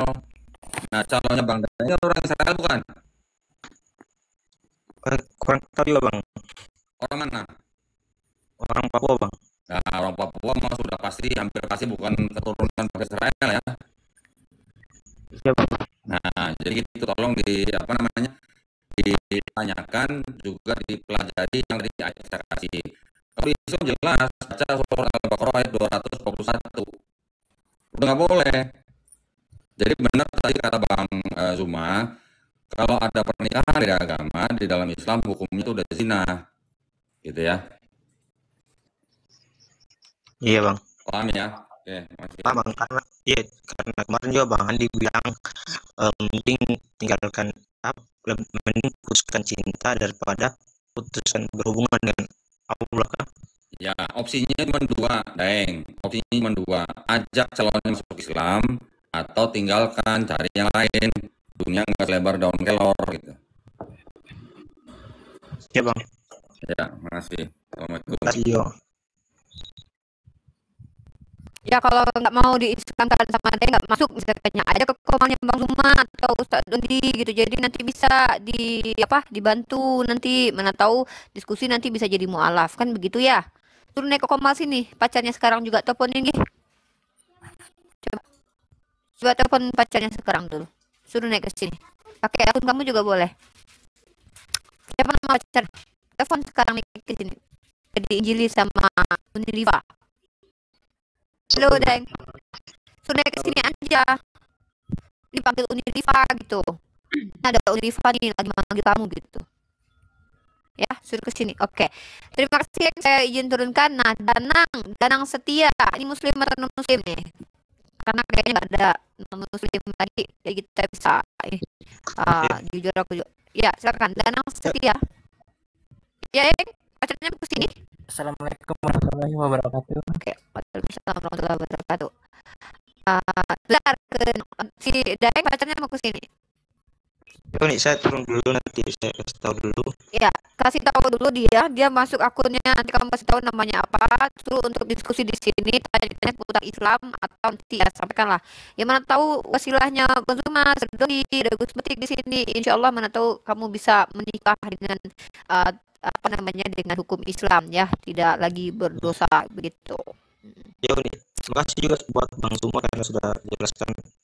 Karena saya kan mau bertanya aja Bang. Oke, terima kasih dan saya turunkan ya. Iya. Oke, sekarang ke Danang nih. Danang ada yang disampaikan nih. Ini nggak mungkin berani juga sih teman-teman bisa naik ke sini Bang Zuma, Pak Doni sama Gus Betik ya kayak gini mah bikin apa mereka, jangankan ini Paulus saja kalau turun ke dunia, misalnya kalau dia lahir lagi ya, kalau dia hadir lagi ke dunia nggak berani juga Paulus berkata kita di gini. Kayak gini nih, ada si Kores, ada Gus Betik, ada Pak Dondi, ada Bang Zuma. Gimana coba mereka mau ke sini coba. Silakan Danang. Ya maaf sebelumnya. Sebelum saya Ya, Danang Muslim ya? Muslim. Oke, silakan satu pertanyaan karena sepertinya sudah ada teman saya yang mengantri di bawah, kita prioritas mereka. Silakan Danang. Assalamualaikum warahmatullahi wabarakatuh semuanya. Waalaikumsalam, Iman. Ya, silakan Danang. Ya, sebelum saya bertanya, salam sejahtera dan saya hormati para guru-guru semua di sini yang menyampaikan ilmunya dengan baik. Saya ingin bertanya saja satu. Apa hukumnya mengucapkan kalimat innalillahi wa inna ilaihi rajiun atau istirja atau tarji kepada orang non-muslim yang meninggal? Karena saat ini pada situasi saat ini ada salah satu tokoh politik, nggak saya sebutkan ya, menjaga kondisian politik saat ini, ada tokoh politik yang mengucapkan kalimat kritik kepada orang non-muslim yang telah meninggal. Itu dalam Islam sendiri apa hukumnya? Apakah diperbolehkan apa tidak? Saya mohon penjelasannya kepada guru-guru semua. Coba dulu nih Pak Dondi atau Zuma atau Gus Betik. Oke, Pak Dondi silakan. Ya, jadi kalau ucapan istirja itu kan sebenarnya kan hanya mengatakan apa? Semuanya kita ini kan milik Allah dan akan kembali pada Allah kan. Jadi jawabannya masih boleh. Tetapi setelah itu jangan ditambah-tambahin. Semoga diterima di sisinya. Semoga diampuni. Semoga mendapat tempat yang mulia. Jangan begitu. Itunya nggak usah. Innalillahi wa inna ilaihi rajiunnya saja sudah cukup gitu ya. Tapi jangan menyebut yang meninggal sebagai almarhum, sebutnya mendiang saja gitu. Kalau dari dalilnya sendiri apakah ada? Dalilnya nanti bisa dicari lah, tapi yang saya tahu seperti itu. Ya. Oke, mungkin Danang, kita ada teman Kristen di bawah nih, Kristen Immanuel nih mantan Kristen, bukan teman Kristen nih. Danang, izin saya turunkan. Nanti kalau terkait tentang dalil nanti saya bantu kamu carikan. Insya Allah saya akan bahas nanti di komentar ya. Terima kasih Danang. Loh, mana itu yang di bawah? Kenapa turun? Aduh, ya sayang sekali. Oke, terima kasih Danang. Nanti kita bantu Danang untuk carikan dalil yang dimaksud ya. Kita tadi sudah ada beberapa teman Kristen, cuman karena dia lihat, oh ternyata ada Pak Dondi, ada Bang Zuma, ada Gus Betik, nggak jadi dibuat naik. Ya elah, jadi turun lagi deh mereka. Ini kita dulu nih, sapa ya hahaha dulu nih, ya hahaha, halo. Halo. Selamat. Iya, Muslim atau non Muslim? Ya hahaha. Muslim. Oke, Muslim lagi Muslim nggak apa-apa. Satu pertanyaan, insya Allah jawab sama Bang Zuma, entah Dondi ataupun Gus Betik. Silakan. Assalamualaikum Bang Dondi, ingin bertanya. Saya 100% percaya Al-Quran, karena saya orang Muslim kan, Pak Dondi kan. Tapi kalau hadis Pak Dondi kan ada sebagian yang kurang saya percaya, bukan karena nggak percaya hadisnya itu, karena menurut yang saya baca itu bertentangan dengan kitab suci Al-Quran. Jadi gimana cara mengatakannya Pak Dondi kan? Sebagian maksudnya bagaimana? Saya kurang paham pertanyaannya. Saya percaya 100% bahwa suaranya kecil sekali ya, bisa besarin nggak ya suaranya? Dondi kan saya sebagai Muslim percaya 100% bahwa Al-Quran itu kitab Allah dan saya mengimaninya. Dan saya percaya juga hadis itu perkataan Rasulullah.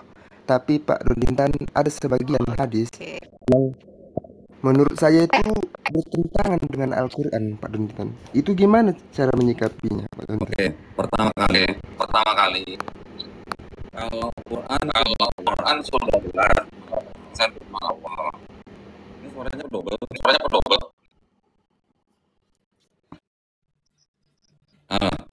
Kalau hadis kan kita tahu ada tingkatannya macam-macam. Ada hadis sahih, hasan, dhaif, maudhu. Dan berapa macam jenis hadis kan kita juga bisa tahu. Nah, syaratnya hadis itu diterima salah satunya apa? Yaitu tidak boleh bertentangan dengan Quran. Jadi kalau ada misalnya hadis yang kelihatannya bertentangan dengan Quran, yang kelihatannya ya, jangan langsung menuduh ya. Itu sebaiknya kita baca dulu tafsirnya Quran, baca juga tafsirnya hadis. Baru kalau dari itu semuanya sudah jelas-jelas pertentangan, ya kita boleh menolak hadis itu gitu. Nah, kalau mau lebih jauh lagi, sebelum memutuskan atau menentukan bahwa hadis itu bertentangan dengan Quran atau tidak, ya tolong dicek, dipelajari hadis itu benar-benar sahih atau enggak. Terus kemudian baca dari pendapat ulama-ulama tentang hadis itu. Kemudian kalau memang di situ juga tidak ada jawabannya, cari ijma ulama. Kalau memang di ijma ulama juga sampai tidak ada jawabannya, baru kita pakai hukum kias. Gitu. Kalau semuanya itu kita sudah pelajari dan memang jawabannya itu bertentangan, ya sudah pasti itu hadisnya tertolak gitu. Ya.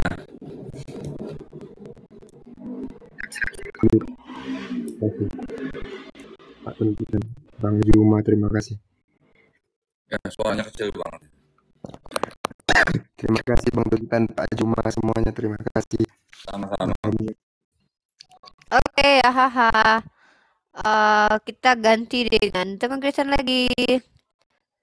Semoga masih ini ya, masih oke. Ini ada namanya nih. Mana nih? Ini namanya nama Kristenable banget, tapi aku nggak tahu nih Kristen apa enggak ya. Kristen. Nggak tahu sih, namanya sih Immanuel. Enggak, ini abad 06 Kristen nih. Oh Ini ya elah, udah udah dinaikin. Oke, silakan dilanjut nih abad ke-6. Ada yang mau ditanyakan dan disampaikan, monggo mumpung ada guru kita. Selamat malam untuk Uni sama Bang Suma sama Bang Dondi. Mau tanya apa hukumnya kalau dalam satu rumah tapi ada keluarga Kristen sama Islam gitu. Apa ada hukumnya apa enggak gitu di Islam itu maksudnya.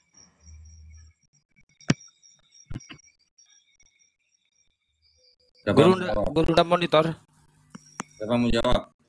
Ya, siapa mau jawab nih? Yang penting bukan aku. Dalam satu rumah tapi ada Kristen sama Islam gitu. Oke, silakan Dondi dulu deh yang udah buka mic. Nanti bantu Gus Petik menambahkan nih. Ya, kalau di dalam hukum Islam, selama kita tidak mengikuti cara-cara saudara-saudara kita sendiri walaupun satu rumah, dan kita juga menjaga keislaman kita dalam arti misalnya contoh seperti makanan, juga menjaga tentang apa yang namanya hukum-hukum yang hubungan kemanusiaan walaupun dengan keluarga, hukumnya nggak apa-apa, boleh-boleh saja. Yang penting jangan sampai misalnya ada keluarga kita, saudara kita makan babi, terus kita sampai ke makan babi, nah itu yang nggak boleh. Ya.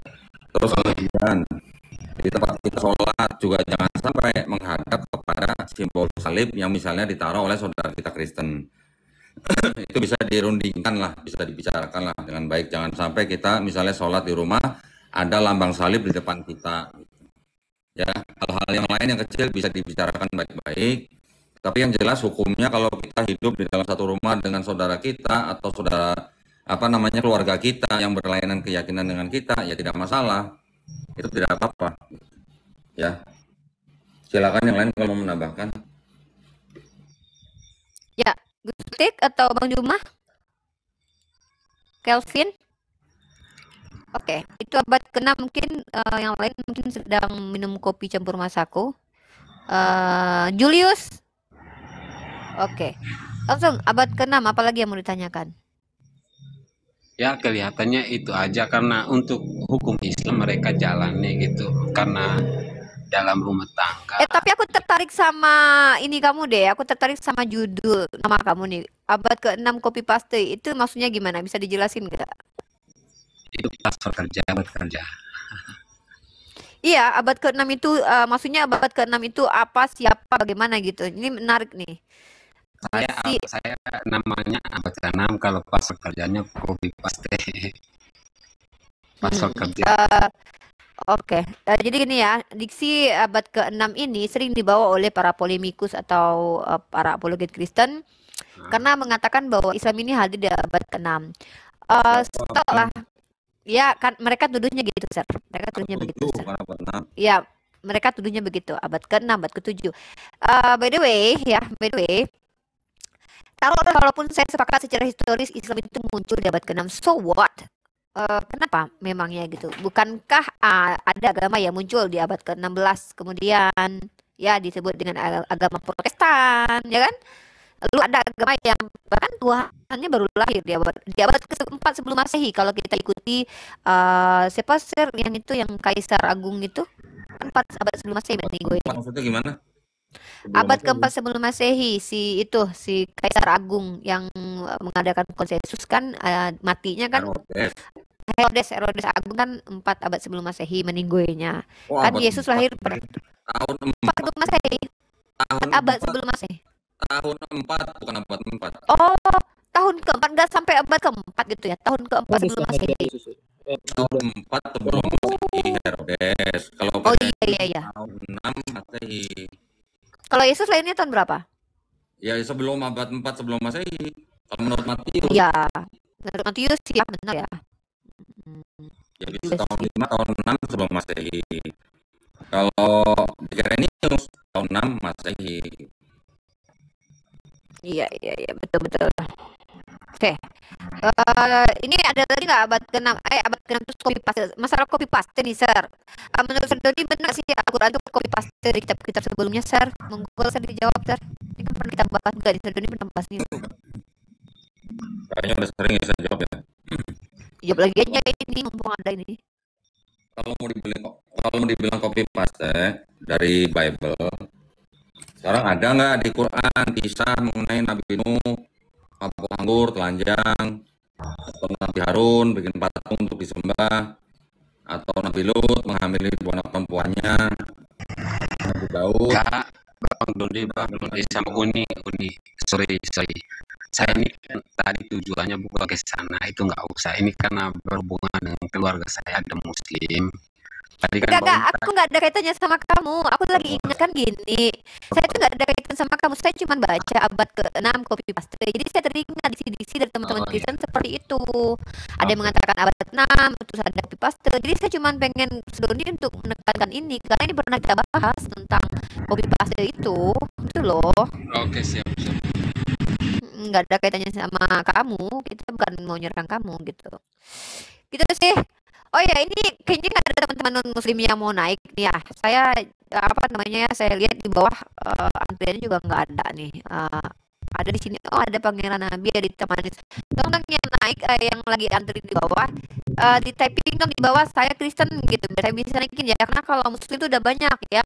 Ada Sedondi, ada Bang Luma, ada Gutik, ada Pera, akan Santang, Julius, ada Sigi Iman. Jadi kalau teman-teman muslim naik lagi itu ya tetap sendiri ya, serahkan saja kepada guru-guru kita.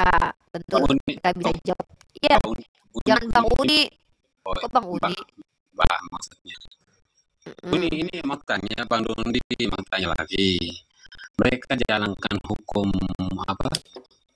Islamnya berjalan normal. Saya lihatnya mereka seperti Muslim lebih dari ya lebih sopan lah. Cuman maksudnya di sana mereka kan tidak punya di kampung itu mereka tidak punya musola sama masjid gitu, jarang sholat gitu. Kalau mau sholat harus ke kecamatan jauh di Melaka, maksudnya di Kupang. Itu maksudnya gimana mereka dengan ibadah, maksudnya ibadah sholatnya mereka gimana, apa hukumnya gitu. Saya kan cuma banyak aja Bang, karena saya juga tahu bahwa itu kakak kandung saya kan yang muslim itu. Ya. Anak-anaknya mereka ada 7 orang sih. Iya.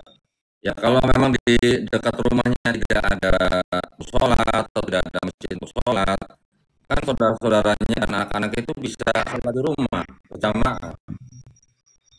Diperbolehkan sholat berjamaah di rumah, yang penting kan sudah berjamaah. Jadi masjid itu bukan harus bangunan gitu. Bahkan mereka mau sholat di tepi sawah berjamaah pun boleh. Yang penting menjalankan syariat Islamnya. Tetapi kalau tidak ada masjid terus mereka tidak sholat, nah itu yang salah. Itu berarti tidak menjalankan agamanya. Gitu. Oh, enggak sholat di rumah mereka. Saya lihat tiap hari di kamar terus sholat. Cuma maksudnya ya biar saya kan mungkin lebih kan kakak saya itu mereka ya kita tahu lah banyak yang kurang peduli, tapi kan kadang kan kasihan ya. Maksudnya kan kasihan tuh ya mereka butuh ibadah juga gitu. Ini bukan minta donasi Bang, maksud saya tadi saya tanya memang dari awalnya itu memang berhubungan dengan kami satu rumah, tapi ini kakak saya, dia anaknya 7 orang, suaminya udah meninggal, tinggal kakak saya kan perempuan, dia istilahnya nggak cewek kan nggak kuat gitu kalau anak kakaknya itu udah ada yang bisa jadi imam belum? Belum, hanya satu baru kuliah, itu di support pemerintah di Muhammadiyah Kota Kupang. Udah selesai kuliah, udah dibantu dapat beasiswa gitu loh. Iya. Bapak itu kenapa enggak Bang Ambat 06 ini masuk Islam terus mau ngimami mereka? Nah, saya aja istri orang Jawa, gimana sih? Oh ya, sebentar nih, sebentar, Saudari sama Abang tenang. Ini Bang Zuma ada yang mau mualaf di blokir permanen. Bang Zuma akan bertanya ke sana, teman-teman yang mau nyimak ada ada yang mau dibantu mualaf atau syahadat sama Bang Zuma, silakan ke komennya blokir permanen ya guys. Bang Zuma, sehat selalu, jangan lupa minum kopi, campur masaku terus. Jangan lupa beli rendang aku nanti bulan Ramadan. Bang Zuma. Uni, aku permisi dulu ya, sudah larut. Oh iya, tadi Gus Putri, terima kasih. Sobat-sobat sekalian, saya jawab pamit. Terima kasih. Yang bersyahadat di sebelah. Oke. Ya, siap. Assalamualaikum. Ya, Waalaikumsalam warahmatullahi Ya, aku juga Assalamualaikum warahmatullahi closing ya. Sedonji closing statement dulu biar aku bisa close juga komanya. Sedonji closing statement dulu. Nanti, Oh ya sekalian. ya, Bang Zuma juga Doni yang closing statement dulu. wakili kita. Silakan. Oke, siap. Kode dia mewakili. Siap. Terima kasih Bang Zuma. Ya, alhamdulillah pada malam hari ini kita bisa bermajelis ya walaupun online. Tapi pada intinya kita harus menjadi muslim-muslim atau pendapat muslim atau pejuang agama Allah atau pembela agama Allah itu harus dengan cara yang paling baik. Itu pesan saya buat teman-teman di sini. Juga buat teman-teman yang belum muslim, silakan buka pikiran kita, buka hati kita, mempelajari dengan baik, mempelajari dengan hati yang terbuka. Mudah-mudahan pertemuan kita pada malam ini semuanya membawa manfaat buat kita semua.